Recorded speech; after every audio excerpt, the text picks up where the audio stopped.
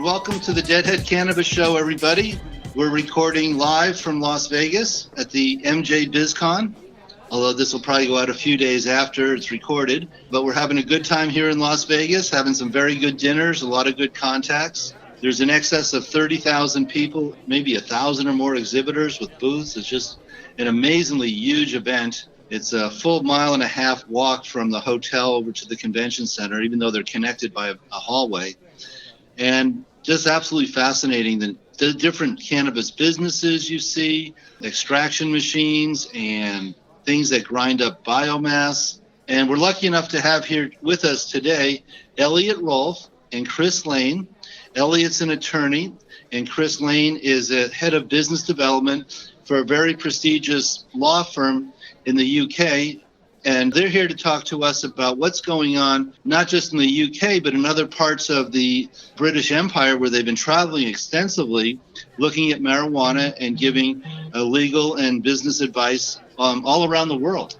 I'll start with Elliot here. Elliot can say hi to our crew. Thanks, Jim. Hi, everyone. How's it going? Yeah, tell us about what's going on at Mackrell. It's very, very busy at the moment. So we opened the cannabis law department about a year and a half ago.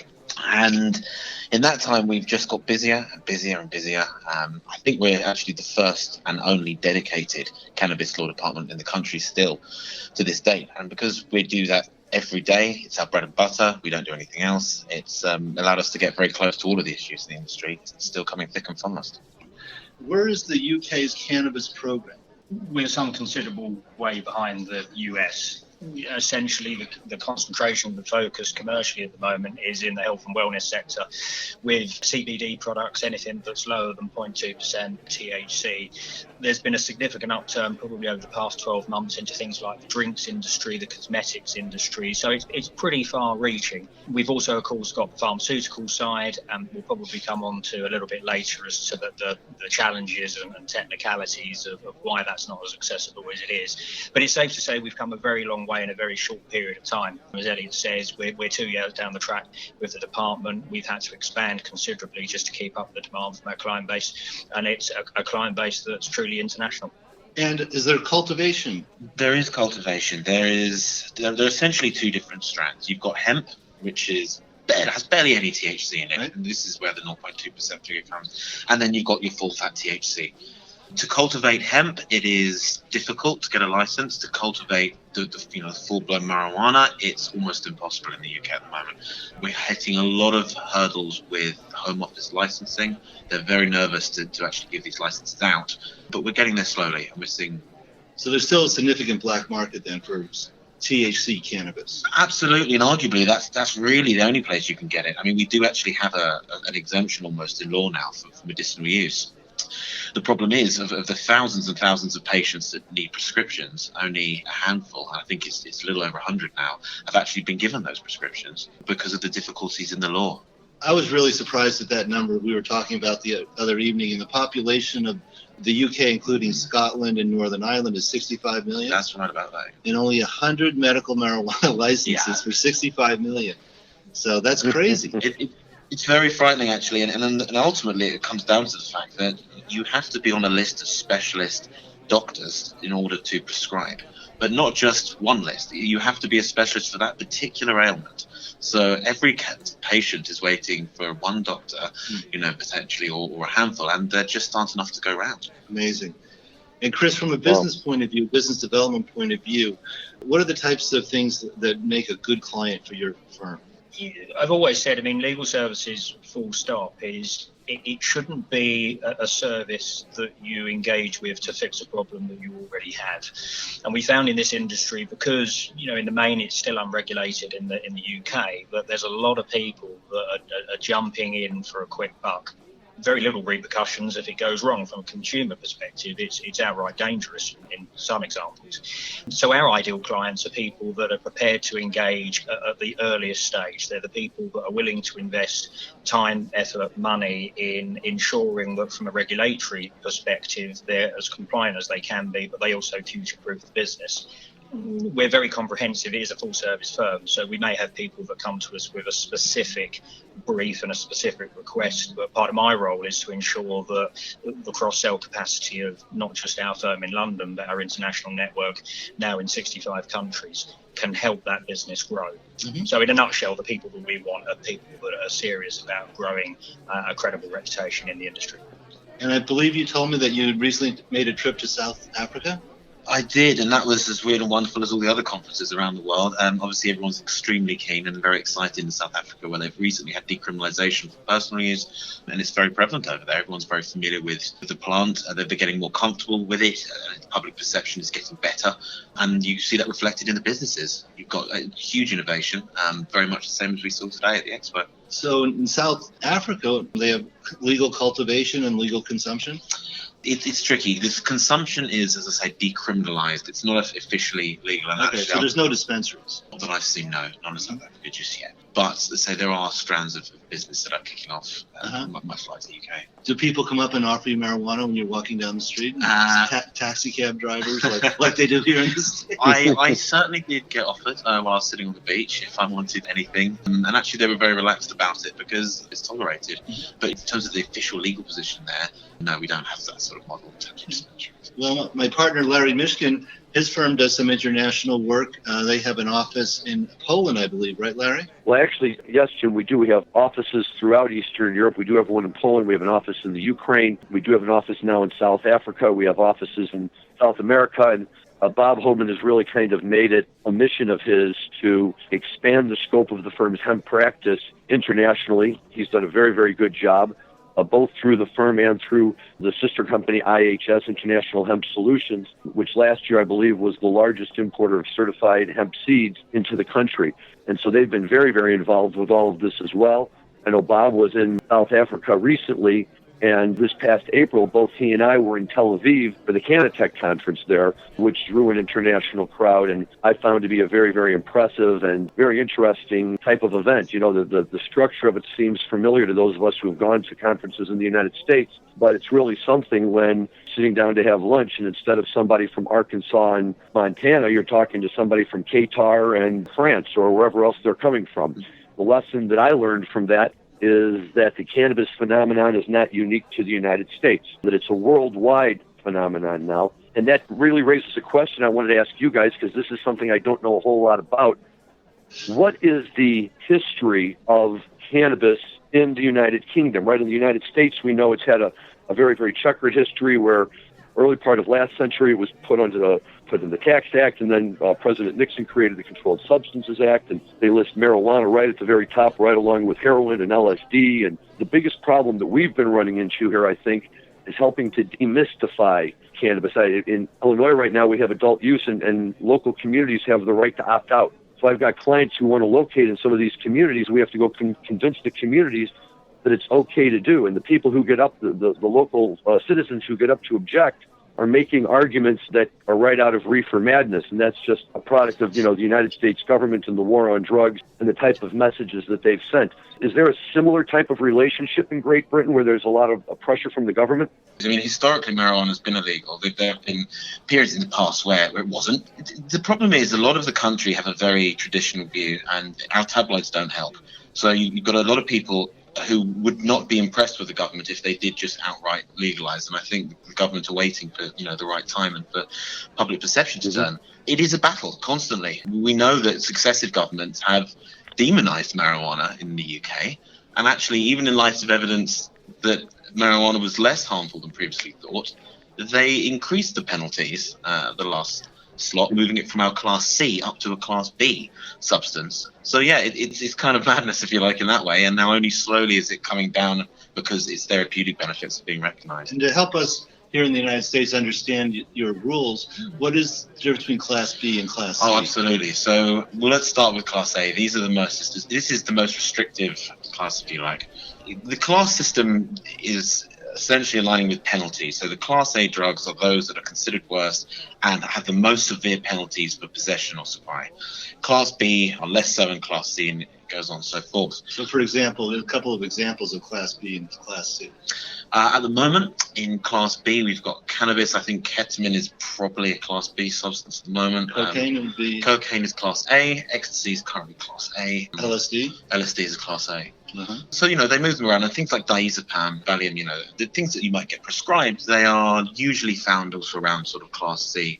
But they do, if they get a bit of pressure from the press or for some other reason, they'll jump up and they'll determine that stiffer penalties are required. Uh-huh. So to see cannabis go from a Class C up to a Class B is absurd, in this day and age. And your first contact with the authorities usually starts with the police for simple possession. Do people go to jail in the UK for possession of marijuana? I would like to think that hasn't happened for a long time. The police are using their discretion very well in a lot of places. Some police forces, parts of the police, have come out and said it's just not in the public interest for them to be putting people away for cannabis possession. But it happens, and you do see young lives getting ruined in certain circumstances. And Chris, as we come to the end of this segment, what comments would you like to make to a U.S. audience? Some of your takeaways from your travels to the United States and cannabis? Yeah, I mean, our approach to here, and to take it a step back, the way in which we started our journey in the UK was actually to engage with, we're one of the original founders of an international network of lawyers called Mackrell International. And we were lucky enough to be invited over to the US about a year ago now, actually.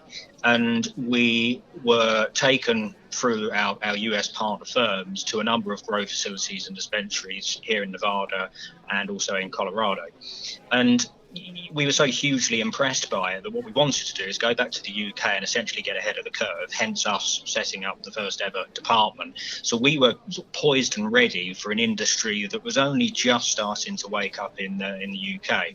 Roll the clock forward 2 years to where we are now, and I've had very credible discussions this week at MJBizCon about inward investment by major US corporations to the UK market, which is a very exciting prospect for us, but they're as excited, it seems, on the regulatory awareness and the level of guidance and how comprehensive it is, that ultimately, if a US firm wants to set up in the UK, we're the people that can help you do that. It does seem to be a global phenomenon. Here at the Las Vegas convention, there are people here from all over the world. A gentleman from Switzerland has a company here in Las Vegas, and his background is in the pharmaceutical industry, and he's running a very large cultivation and production business here in Las Vegas. And he moved here from Switzerland to run this company here in Las Vegas. So, yeah, the global footprint is all over this. Well, thanks again, guys. We forgot to ask him the most important question of all, whether or not you guys have any familiarity with the Grateful Dead. Do you have any experiences ever having seen them or listening to them? I know that they've played they used to play in England along with the rest of the continent when they go do their European tours. So have you ever seen them? I think actually I haven't. I'm looking forward to listening to them. I've heard a lot about them, but I've not actually had first exposure. I'm imagining Chris might have. We like to mix in musical stories with this show, and there's a story of one of your countrymen, Elvis Costello. Yeah? Oh, yeah. You guys fans of Elvis Costello? Sure. As a young man, I guess he was in high school in 1972, he attended one of the Grateful Dead concerts. It was an outdoor concert. I believe it was May of 72. It was Grateful Dead's first year, well, maybe not the first tour, but their European tour of 72. And somewhere there's a picture where Elvis Costello has a picture of the crowd and the stage, and he circled and he said, "That's me," written on the thing. He was heavily influenced by the Grateful Dead, and he's had a long and prosperous career as a musician. Larry, I have not been doing a lot musically. I'm looking forward to seeing 2 Dead and Company shows with John Mayer at the end of this month. But you've been kind of active musically. What's going on with you as far as seeing some shows? Sure. Well, on the last show I mentioned my recent trip out to San Francisco to celebrate with a good buddy of mine out there the 20th anniversary of the founding of his company, and that was on Thursday night. And because you can never go to San Francisco without seeing a lot of great music, on Saturday night, the whole group of us that were out there all got tickets, and we went over to the Fillmore, and we saw the Allman-Betts Revival Band. Now, this is a band made up of Devin Allman, who's Greg's son, Dwayne Betts, who's Dickie Betts' son, and Barry Oakley Jr., who, as you can imagine, is Barry Oakley's son. And they've got other musicians with them, and they come out and they do very, very, very respectable versions of most of the Allman Brothers music. Really played it well, but it was really a lot of fun because they had a number of special guests who came out and played with them. One of them was Luther Dickinson from the North Mississippi All-Stars, which is one of my favorite bands, and Luther was out there for a while, and he did an amazing job. They brought Robert Randolph out on stage, and he played the pedal steel guitar for a little while and did an amazing job with that. And then, just as kind of a nod, I guess, to irony, in the 1970s, they trotted out this guy who looked very, very familiar, but I couldn't quite place his face until they announced him, and it was Robin Zander, the lead singer for Cheap Trick. And then they launched into a couple of Cheap Trick songs, which took me back to my high school days. It was really, really an amazing thing. First of all, here's live Allman and Betts Blood up on the stage. These are the real deal. These are the guys. They got a lot of great stories, as you can imagine. The music is really a lot of fun. They're taking this show on the road, and I would highly recommend it to anybody who would like to see it. It's just a fun night of music.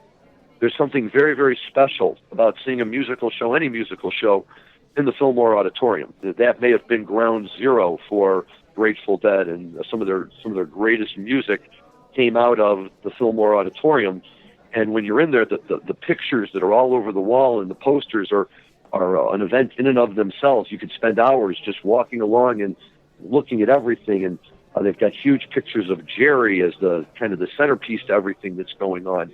And the joke I have with my friends is, there were so many great things that happened in that building, you can probably lick the walls and start tripping. But it's quite a place, and I was a little bit skeptical, to go see the kids of the band. But much like Phil Lesch's sons have, joined him in the Terrapin Crossroads band and done a marvelous job, these guys came out and they really killed it. I couldn't have been more impressed. It was just tremendous live music, a lot of good jams in there.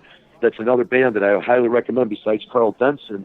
If you have an opportunity to see the Allman Betts revival, it's a show worth checking out. That sounds great. What were some of the songs? Oh, anything you want. They played Elizabeth Reed. They played Jessica. They played Southbound. They played One Way Out. The only song that we kept waiting for all night that they didn't play was Whipping Post. Mm-hmm. But I can't give them too much grief about that because they played so many other just great Allman tunes and other good traditional rock tunes, and just to see all the talent that was out there with him. Luther Dickinson, I think, is one of the great guitar players around. He's just got a tremendous amount of energy, and he was bouncing around and having a good time. Robert Randolph really took over the stage for a while with his pedal steel that he does. It's just at one point they actually brought out 3 guitar players, 2 guys and a girl, and I say girl because none of them could have been older than 14 or 15 years old, maybe.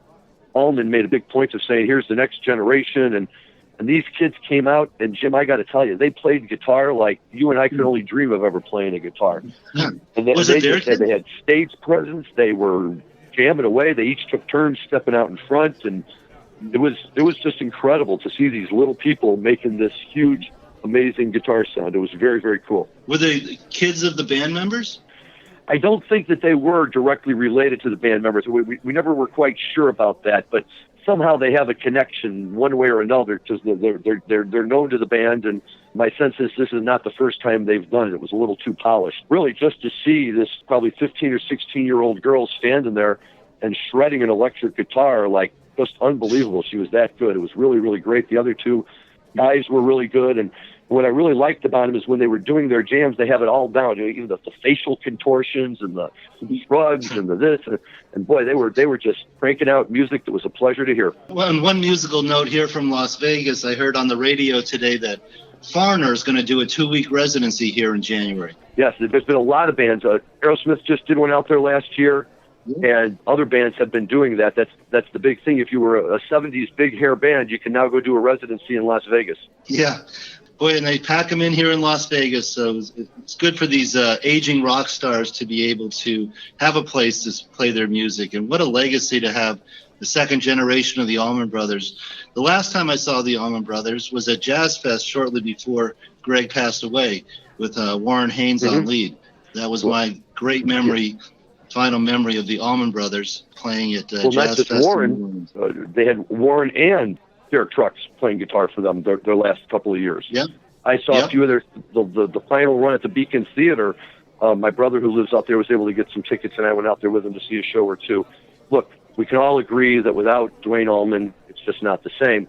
but I would suggest that there's very few people alive other than Derek Trucks who are truly capable of channeling Duane Allman the way that he does. And of course, with Warren and his voice and his singing and, really kind of taking over a lot of that, it was a different Allman look, kind of like saying, I'm going to see John Mayer play lead guitar for Dead & Company. Great show, great musicians, maybe not quite the same as the original guys, but good enough that nobody's complaining. Well, listen, we're coming to the end of our time slot, so I'll plant a couple of seeds for our next show. We didn't get a chance to talk about Missouri. The next time we have the show, we might actually know who some of the license award winners are in Missouri. Michigan went adult use last week with still no adult use dispensaries available in Michigan. Before we go, though, I just want to tease one thing for our listeners.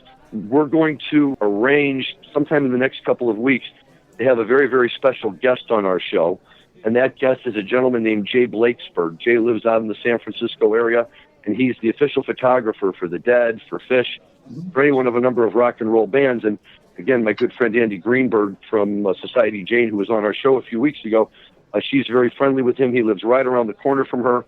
And when I was out there, I had an opportunity to go by and meet him, see his studio, and I'll save the stories for the next show. But it really was like a Deadhead's dream, what they've got going on in there, and the music and the everything. And Jay was kind enough to indicate that he would be more than happy to come on our show and be a guest. So for our listeners, stay tuned for that, because we're going to get Jay in and learn about the inside workings of the Grateful Dead. Well, that's a great tease for the next show.